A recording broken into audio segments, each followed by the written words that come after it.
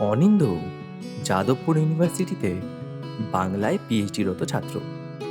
ওদিকে মোহর একই ডিপার্টমেন্টে, তবে দুজনের স্পেশাল পেপারের বিষয় দুটোই আলাদা। দুজনেই খুব মেধাবী গোছের। প্রথম থেকেই সম্পর্কের কম্পিটিশনের পারদ দুজনের ক্ষেত্র থেকেই বরাবরের অসমান। কেউ কাউকে এক চুল জায়গা ছাড়ার পাত্রী নয়। তবে বন্ধুত্বটা একে অপরের দিক থেকে জাস্ট ফাটিয়ে। প্রত্যেকবার পরীক্ষা শেষে বেরাবার পর ওদের কনভারসেশনটাই থাকে আলাদা রকমের। দেখলি, আমি বলেছিলাম আসবে। আরে ভাই, আলাদাই সেট আছে বুঝলি, ও সব তুই বুঝবি না। ছাড় তো, আমিও কাল রাতে তোকে ফোনে যা বলেছি ওটা কমন এসেছে, ঠিক আছে? বেশি উড়িস না। ওই তো 20টার মধ্যে একটা লটারি লাগবার মতো, তাও আবার 10 মার্কস। থাম থাম, আমি কাল লাস্ট সাজেশনটা না দিলে ডাহা ফেল করতি তুই এবার, বুঝলি? হ্যাঁ, এমন ভাব করছিস যেন প্রশ্নটাই তোর বানানো, যত সব। আর এতই যখন, তাহলে কাল রাত্রে কানের মাথা খাচ্ছিলি কেন? অ্যান্সারটা হেল্প কর, বুঝিয়ে দে। ঢং।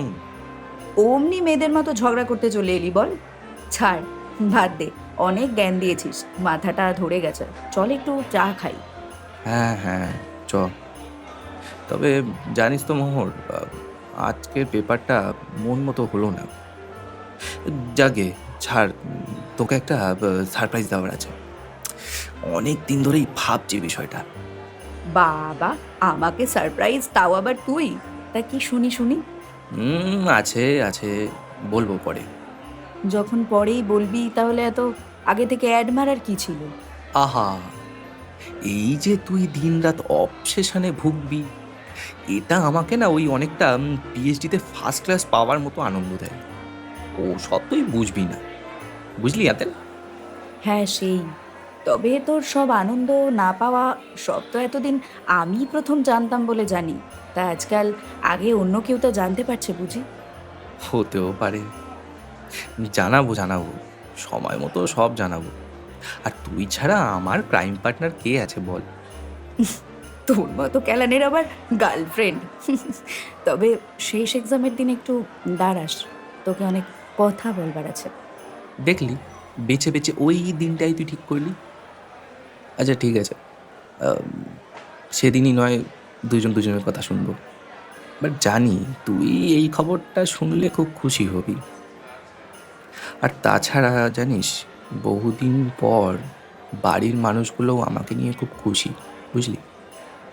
আচ্ছা, তা তোর কোনো মনের মানুষ হলো বুঝি? হুম, মাঝে মধ্যে ভাবি বিশ্ব আতলামির অ্যাওয়ার্ডটা তোর বাড়ির গেটের সামনে এসে ইউ টার্ন মারলো কেন? আর বাবা, চাঁদে যাচ্ছিস নাকি? বাকি রিসার্চটা বুঝি ওখানেই সার্ভার প্ল্যানিং এ আছিস? এই যা, চো চো চো, আমাকে আবার 4:30-এ ট্রেনটা ধরতে হবে, মিস করলেই কেলো। হ্যাঁ, চ। আর হ্যাঁ, সাবধানে যাস। হুম, তোর এই কথাটা শোনবারই প্রতীক্ষায় থাকি। সেদিন রাতেও দুজনের মধ্যে বেশ ডিসকাশন চলল পরের দিনের এক্সাম নিয়ে। আজ অনিয়ার মোহরের শেষ এক্সাম। হল থেকে বেরিয়ে আজ দুজনে বেজায় খুশি। 100%ই কমন।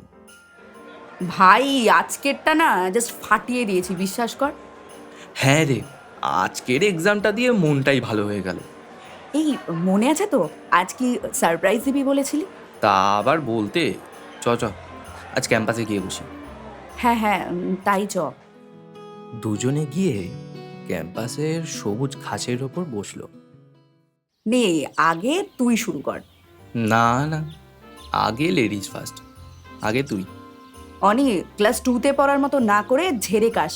এবার কিন্তু পেটটা গুড়গুড় করছে বলে দিলাম। আচ্ছা, বলছি বাবা, বলছি, দাঁড়া। উফ, আচ্ছা, আগে বল, ইয়ে মানে গালাগাল দিবি না তো? খাওয়ার মতো কাজ করলে দেব। না মানে, যদিও এটা তোকে আগে বলা উচিত ছিল, বাট তুই যা হ্যাংলা, ওই ট্রিট চাইতে হয়তো আবার বাড়ির ডাইনিং অবধি পৌঁছে যাবে, এই ভয় আর বলিনি। যাক, আমাকে এত ভয় পাস জেনেও ভালো লাগে। যাই হোক, এবার বলবি না খিস্তিটা? আরে না না না, চুপ চুপ, বলছি বলছি। বিষয়টা মায়ের বান্ধবী ওই শর্মিলা আন্টির অনেক দিন থেকে তার মেয়ের সর্বরির জন্য আমাকে পছন্দ। তো আমি পিএইচডির তাড়নায় অনেক দিন ধরেই কাটাচ্ছিলাম। আমারও যে মেয়েটাকে মন্দ লাগে তা নয়। এই সেদিন মা বলল পিএইচডিটা শেষ করেই না হয় বিষয়টা ফাইনাল করতে। দেখ মোহর, আমি ভাবলাম জীবনে একটা না একটা দিন তো সেটেল হতেই হতো। তো কতদিন আর মাকে কাটাবো বল। তো এমনি ওই সর্বরীর সাথে মাসখানেক হলো কথা বলছিলাম মাঝে সাঝে। সর্বরীর আমাকে নিয়ে কোনো আপত্তি নেই, আমিও মোটামুটি সেটেল। তাই ওই মাকে গত পরশু রাতে ফাইনাল করলাম। বাড়িতে সকলে খুব খুশি জানিস। বাহ, তুই তো পুরো সুপার রুস্তাম ভাই, আলাদাই প্ল্যানিং তোর, সাব্বাস। তা কবে থেকে এই অগোছালো তুইটা এত গোছানো হয়ে গেলি, খেয়াল পড়েনি তো? তাহলে প্রথমে এমন চুপ করেছিলি কেন? এই সত্যি বলতো, তুই খুশি নোস? এ বাবা, কই, হ্যাঁ রে, আমি ভীষণ খুশি। আমার বেস্ট ফ্রেন্ড সেটেল হচ্ছে বলে কথা। তা ট্রিটটা কবে দিচ্ছিস বল? উম, জানি না, তোকে কেমন অফ দেখালো। আরে এতদিনের বেস্ট ফ্রেন্ড, তোর মুড অফ মুড সুইং, ভালো লাগা মন্দ লাগা সবই তো এক প্রকার মুখস্থ, তাই আর কি। আচ্ছা, তাই এবার আবারগুলো ছেড়ে তারগুলো মুখস্থ করা স্টার্ট কর, বুঝলি? হুম, এই তুই তো আছিস, এক্সাম সাজেশনের মতো প্রেমের সাজেশনটাও না হয় একটু হেল্প করলি। আচ্ছা বল, এবার তোর সারপ্রাইজটা কি? আমার আবার সারপ্রাইজ? ও তেমন কিছু না রে, পিএইচডিটা শেষ করে ভাবছি বাইরে চলে যাব। কলেজে অ্যাজ আ প্রফেসর দুটো সাবমিশন তো হয়েই রয়েছে, ভাবছি যে কোনো একটাতেই হ্যাঁ করে দেবো। বাহ, তো ভালো সংবাদ। তবে এ দেশে কি কলেজ কম পড়েছে, নাকি তোর মতো পেতনিদের অ্যাজ এ প্রফেসর কেউ নিচ্ছে না?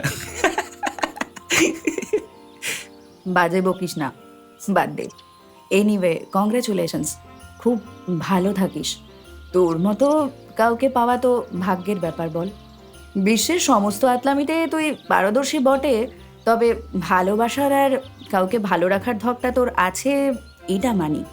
মোহর চ্যাটার্জি এক্ষেত্রে অনির্বাণ সেনগুপ্তের কাছে 1000 মাথা নিচু করতে একবার দ্বিধা করবে না।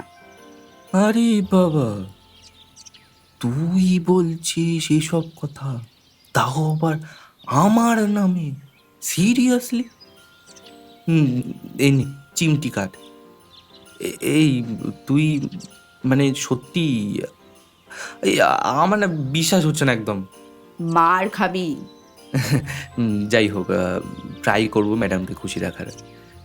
এই এনিওয়ে, বিয়েতে না নেমন্ত্রণ করলেও তুই আসবি জানি, তাই আর এক্সট্রা খিস্তির জন্য কোনো কার্ড পাঠাবো কিনা ভাবছি।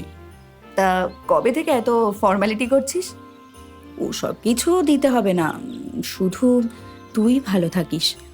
আর এবার পারলে মাথা গরমটা একটু কমাস। ওটা তুই ছাড়া তো আর কেউ সহ্য করতো না। দেখি কপালে কি আছে। এই চল এবার উঠি। হুম। লাস্ট টাইম একটা হাগ হলো দুজনের। শোন না, ফ্রেন্ডশিপটা আগের মতোই থাকবে, বুঝলি? হুম। এই বলে দুজন দুজনের পথে চলে গেল।